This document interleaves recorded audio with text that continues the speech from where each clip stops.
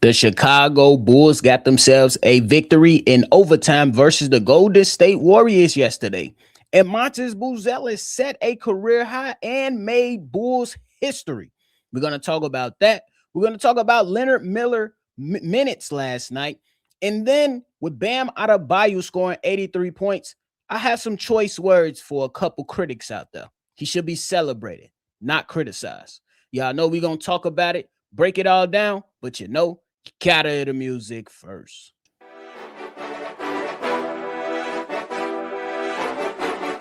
Cognac, gang.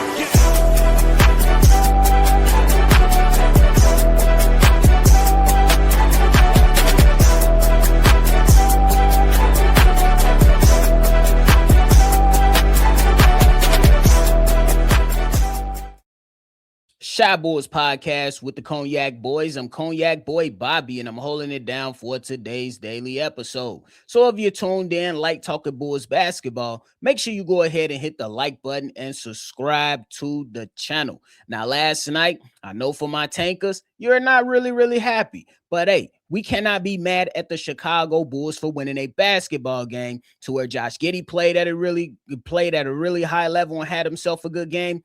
Leonard Miller came in and gave the Chicago Bulls good minutes, and Matas Buzelis scored a career high and had an outstanding game for the Chicago Bulls.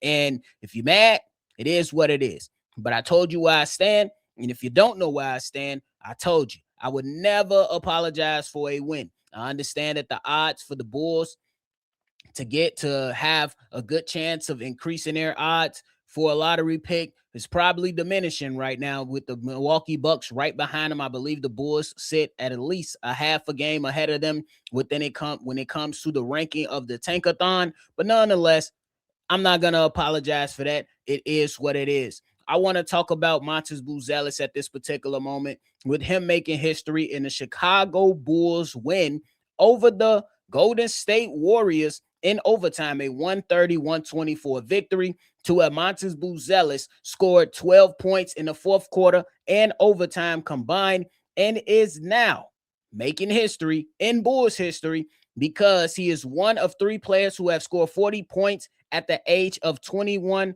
or younger, joining players like Elton Brand and Michael Jordan. So shout out to Matas Buzelis for going out there and playing a really good game. His two-way player ability was on full display. And when you look at the stat sheet for Matas Buzelis, he dropped 41 points, had 6 rebounds, 2 steals, 2 blocks, and this man is just a couple away for getting 100 blocks on the season, and that is good for Matas Buzelis. That is good for the state of the Chicago Bulls organization and us as a fan to see this young player go out there and continuously put on performances like this. Do we want to see it on a more consistent basis?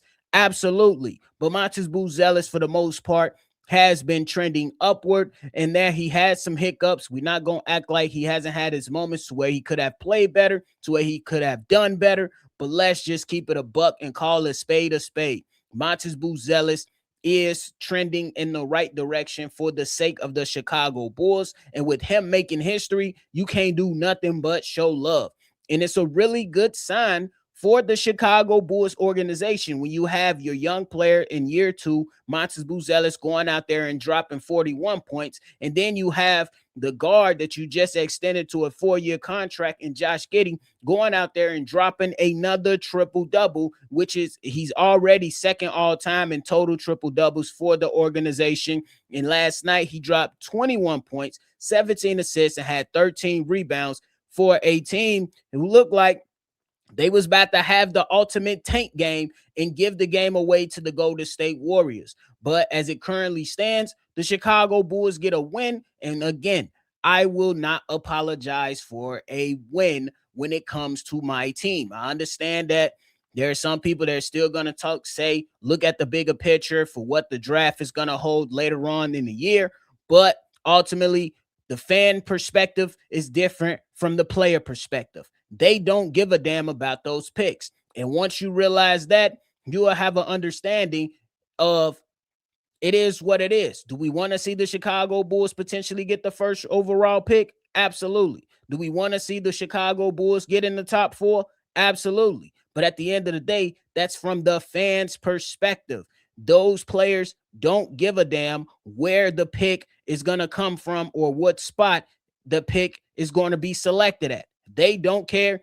So if you go in with that mindset, in my personal opinion, you should be just fine. But shout out to Matas Buzelis for making history, and shout out for Matas Buzelis to continue to trend upward for us as Chicago Bulls fans. Now I want to get into Leonard Miller minutes. Does he deserve more minutes? Does Leonard Miller deserve more minutes? I believe so. And I'll go out there on a limb. I pretty much said that, hey, I'm not giving up on Rob Dillingham. I'm not giving up on Rob Dillingham at this current juncture in time. I still want to allow him to go through these games. But I will say this. I got Leonard Miller over Rob Dillingham right now as it currently stands. I think he deserves more minutes. We know that there are guys that are going to come back, and Patrick Williams and Jalen Smith is going to be out there, and you're going to have some decisions made if Jaden Ivey returns to the lineup and Anthony Simons if he returns to the lineup. But I really, really believe that we need to see more Leonard Miller, man. I really do. Just yesterday, Leonard Miller went out there and had himself a game. He was placed in the starting lineup, which was a shocker. I'm not even going to lie to you. And he notched his first double-double of his career. So you got to go out there and show love, and you got to go out there and give credit when credit is due. Every single time I watch Leonard Miller go out there, he's doing things correctly. He's going out there, showing a lot of energy, being active on the defensive end. And if there's a shot that needs to be rebounded, he has a quick second jump to go out there. Like if he misses a putback, he's quick right back off his feet to go out there. He's 6'10". He can give the Chicago Bulls a lot of things moving forward, and he should be a part of the rebuild for the Chicago Bulls.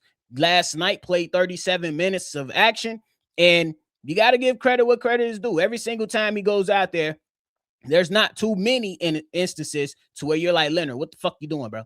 It's not too many of those instances. So I want to see more minutes be distributed to guys like Leonard Miller.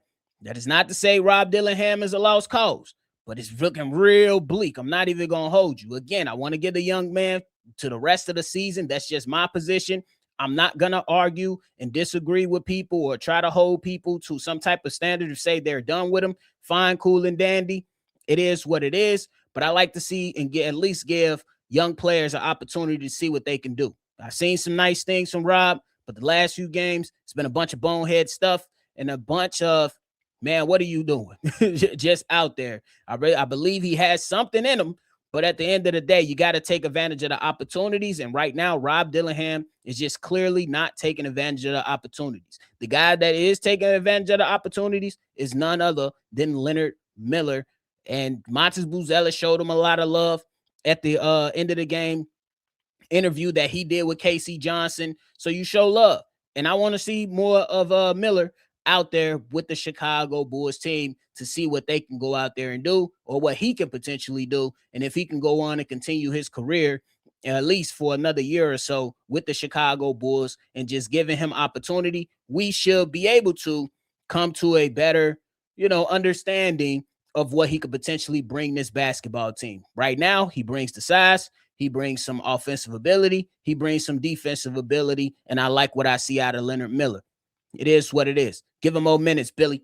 Now, I know this is a Chicago Bulls podcast. However, last night we seen Bam Adebayo go out there and score 83 points. And I know this is a Bulls podcast, but the discourse surrounding this conversation is driving me up a wall. Simply because, why on God's green earth are we discrediting the performance? Go out there and absolutely complain and say that his teammates, they were just fouling intentionally, or Eric Spoelstra in the blowout kept him out there too many minutes. Cool, fine, dandy. I'm not even going to argue that point. The point is, why the hell can we never celebrate history with just congratulating the person that broke history? I get the cause for debating certain topics is fun. You go back and forth with you and your co-host. You go back and forth with you and your contemporaries, your friends, your buddy. It's all cool and dandy. But there is certain moments in sports, to me, that shouldn't be debatable. It shouldn't be. Celebrate the man for getting the 83 points. If you feeling salty about Kobe Bryant's 81, what the fuck do you expect? Every record is there and meant to be broken, and we should be celebrating Bam Adebayo. If you want to get critical and say, well, this is mid, he went to the free throw line, so what? Tell them to stop fouling so much. What the fuck he supposed to do? Go to the free throw line and intentionally miss the free throws? Call it how you see it. Did we complain when Tom Brady broke the passing yards record? Did you know that the passing yards record was broke on a 28-yard pass? Not a touchdown? Are we going to discredit Tom Brady for that? And guess what his completion percentage was? 51%. So we're going to take away from him and say it was not great. LeBron James, when he passed the all-time scoring record, he lost. Do we supposed to take away from LeBron James? Do we supposed to do that? Kobe, last game of his career, when he scored 60, he shot 50 shots from the field, 21 shots from the three-point line. Are we supposed to take away the moment from Kobe Bryant? Rest his soul. This is the state of the sports realm that we're in. We love this shit. We're supposed to love this shit. And when history is made, let's celebrate it without overly criticizing and trying to get clicks and trying to live off takes. There are certain people in certain outlets and certain people trying to live off take culture without actually just saying, good job, Bam. You got 83 points, bro. That's a huge accomplishment for your career. You're a gold medalist now. You're a multiple-time All-Star. Now you got 83 points. Second most points in the NBA. Congratulations, bro. It's the same thing when we see from multiple outlets just a few days ago. When we watch Jason Tatum come back into basketball 10 months after tearing his Achilles, there are pundits and people within the sports realm coming to the fucking table and saying, are the Boston Celtics Jason Tatum team or Jaylen Brown's team now? What are we doing? We should be celebrating the fact that Jason Tatum has came back in such a short amount of time and look pretty good out there on the basketball court. Shout out to Jason Tatum for coming back at such a fast rate and looking relatively good. There are certain moments in time that I take and I look like, bro, why are we having this discussion? If we want to go out there and evaluate it and put it up against Kareem and put it up against all this, fine. But in the moment, enjoy the moment. Sometimes it's okay to enjoy the moment and let that conversation just simmer for a little bit. Don't take away from this guy putting up 83. In a couple years, some of y'all motherfuckers ain't even going to remember how the game ended. And everything doesn't have to be about getting the best clicks. I will never, ever, ever, ever, ever, ever believe something. Stop taking away the historical factors in this game. And for people that's complaining, saying about his team was fouling people intentionally, they was doing this, Eric Spoelstra put him out there. You mean to tell me, if you as a business owner has a successful business and your son or your child need a hand up, you're not going to go out there and give them a hand up to see them push forward? You mean to tell me if your homeboy say he got a chick that he trying to get with, hopefully establish something with, and you can help him by doing something, you not going to go help him go ahead and achieve that goal? You mean to tell me, even in your high school days, your college days, whatever level the highest level that you played at, if you getting close to a record, you don't expect your team to do every single thing they need to do to help you get the record, regardless of the optics. Save me with this Mr. trying to be perfect shit. Nothing in sports is perfect when it comes to record breaking stuff. It's not always the most cleanest. It's not always the most efficient. Let's be real about this right now. I'm passionate about shit because sometimes People come into the sports world and fuck up stuff based off minute, dumb-ass criticism that is uncalled for.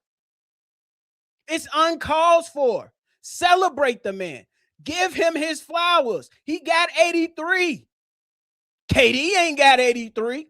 LeBron ain't got 83. Devin Booker ain't got 83. Luka Doncic ain't got 83. Regardless of how it look, don't falsely and inappropriately criticize the 83 points because you didn't like how it looked.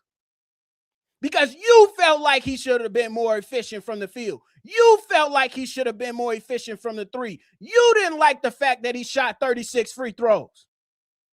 You didn't like that. It's unfair. It's unfair. It's unwarranted criticism for absolutely no reason.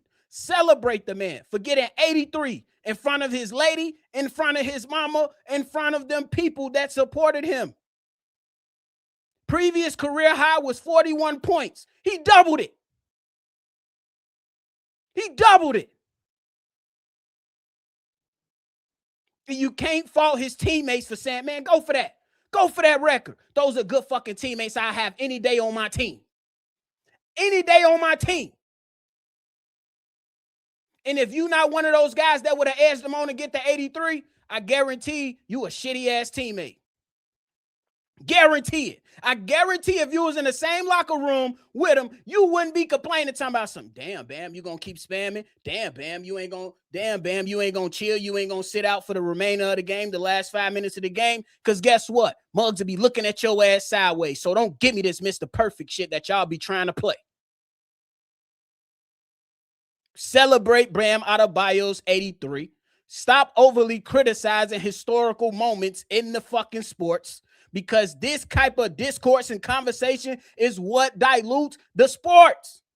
Celebrate the historical stuff with appreciation that you had an opportunity to see it. And I'm going to leave it at that. I know this is a Chicago Bulls podcast, but I felt passionate enough about that to speak about it. Because some of these conversations in sports are just stupid. They're stupid. And to be quite frank with you, it's ruining the sports I love. Basketball, football, etc., etc. It's just dumbassery that comes around that makes the discussion stupid.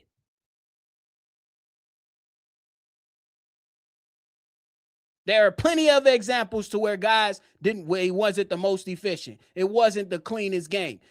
Sometimes it was in a blowout. Sometimes extra stuff happened. And don't give me this, it was mid. I heard a bunch of football fans complaining that Nick Sirianni pulled Saquon Barkley out of the game before he can go out and get that rushing record. And I guarantee if he was still in the game, his teammates would have did everything possible to make sure he got the record. So save me with that or miss me with that Mr. Trying to be perfect shit and the moment got to be perfect shit. Miss me with that. Stop being hypocritical. Enjoy the moments. Enjoy the historical moments in sports. Because sometimes we don't get to see all of them. I ain't get to see Michael Jordan win 6 championships. I had to go back and watch. Ask the people how the fuck they felt when he won three back-to-back. And then 3 back-to-back again. Ask those people how they felt. Ask Chicago Bears fans how the fuck they felt when the Bears won at 85 and ain't sniffed one yet. Since 06. Save me with the bullshit. Celebrate historical moments and stop trying to overly criticize everything. That's my position. If you have your own, cool. But that's my position. But hey, that is it for me. I appreciate y'all for attending my TED Talk. Thank y'all so much for constantly supporting us over here on Shy Bulls Podcast. That is it for today's episode, man. Make sure you hit that like button and subscribe to the channel before you get up out of here. And y'all already know, after that TED Talk, I'm going to catch y'all on the next one for sure. Peace. Cognac.